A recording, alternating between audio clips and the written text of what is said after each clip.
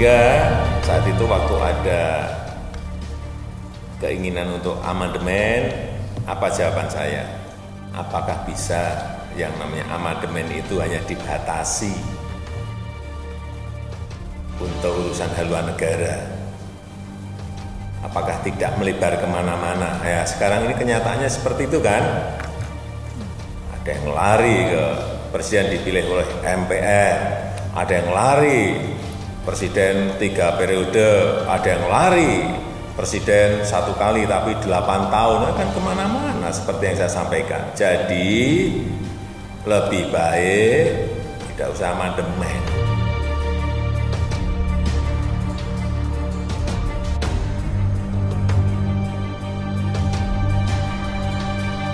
Sejak awal isu amandemen itu kan hanya sebuah ilusi ya sebenarnya, karena itu jelas-jelas sekali isu itu kan dipakai oleh mereka untuk mencoba untuk menggiring opini seolah-olah Presiden Jokowi berkeinginan untuk 3 periode. Padahal Pak Jokowi sudah mengatakan tidak mungkin, karena sebagai pertama dia bukan sebagai ketua partai, kedua itu berlawanan dengan konstitusi, ketiga secara realitas politik sulit diwujudkan karena amandemen butuh proses panjang, harus persetujuan 2/3 dan juga harus ada, kalau kita mau ngajuin amandemen itu kan perubahan itu harus ada persetujuan dari rakyat. Jadi tahapan-tahapan itu tidak mungkin diselesaikan hanya konsensus di sidang MPR, itu nggak mungkin. Jadi ini sebenarnya logika yang dipakai oleh lawan-lawan Pak Jokowi untuk menyudutkan Pak Jokowi. Tapi Pak Jokowi dengan paham betul bahwa itu sebenarnya hanya sekedar ilusi saja, dan itu terbukti kan.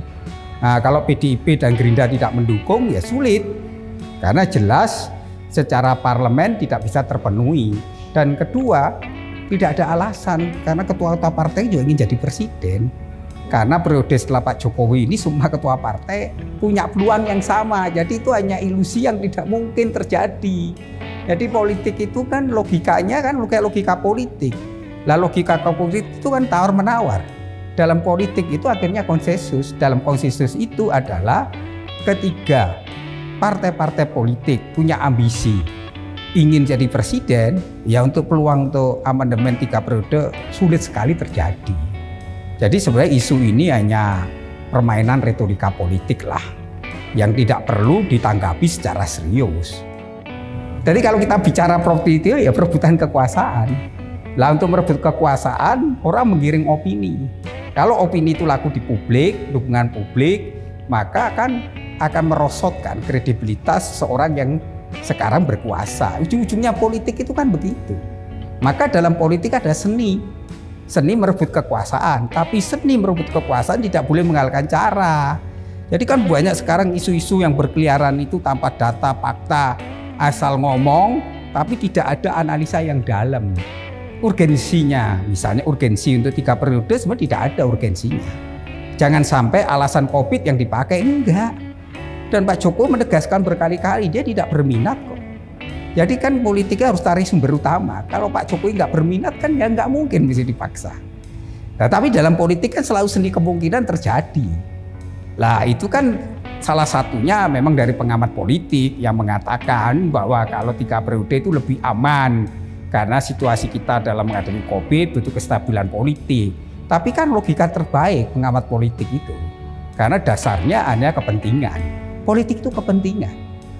Tapi harus jelas kepentingan untuk siapa? Untuk kesehatan rakyat, bukan kepentingan untuk kelompok golongan.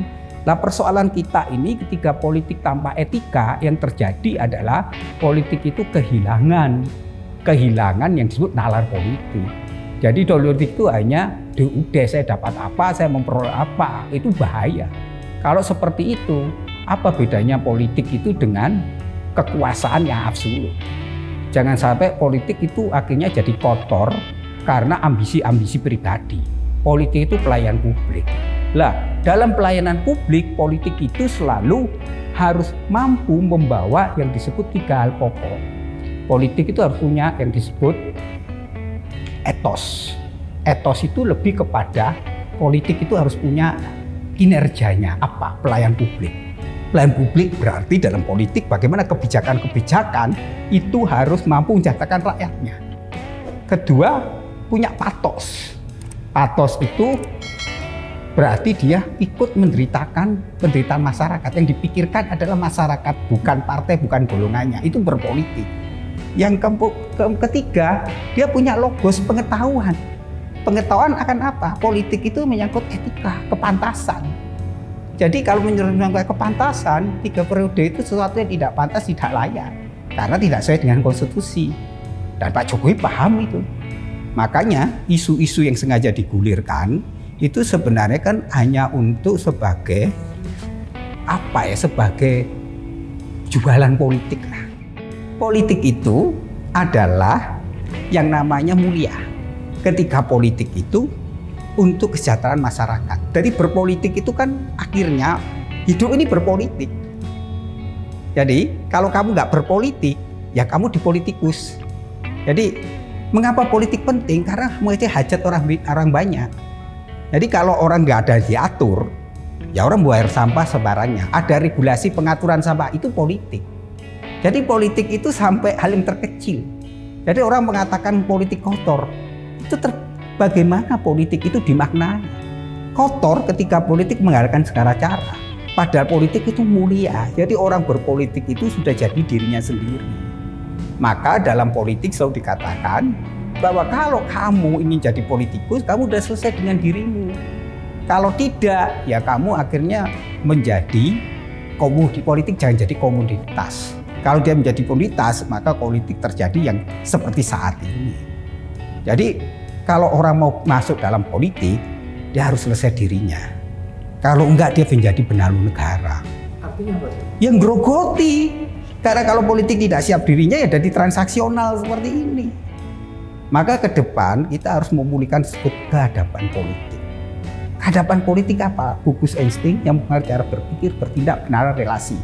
Maka elit politik harusnya memiliki kedewasaan dalam berpolitik. Maka seorang elit politik itu harus punya kedewasaan seperti dirinya. Dia hanya memikirkan hidup matinya untuk rakyat. Ya gini, secara umum ya gini demokrasi. Artinya kita ini kan dari peralihan dari diktator menjadi demokrasi ini butuh waktu. Maka diperbarui dengan sistem pemilu. Jadi pemilu itu menyeleksi calon-calon yang bermutu tidak bermutu. Semakin rakyatnya sudah selektif dan rakyat tidak mau money politik, akhirnya lahir yang disebut negarawan-negarawan itu. Tapi kalau rakyatnya itu gemar money politik, yang dipilih ya orang korup, maka politik akhirnya menjadi benalu negara. Maka ke depan harus memilih elit politik itu yang memiliki arate keutamaan. Jadi orang politik itu tidak sekedar mencari makan, tapi politik itu harusnya pelayan publik. Karena dialah pelayan bagi masyarakat. Jadi politik harus mapan secara ekonominya. Jangan sudah mapan pun masih korup, nah, itu gak punya politik tanpa etika. Jadi orang politik itu yang penting etika kepantasan publik. Maka dia harus mengukur dirinya pantas dan layak tidak. Kalau belum pantas dan layak, ya jangan jadi politikus. Karena politikus itu adalah pengembang, yaitu mengaktualisasikan suara hati nurani rakyat.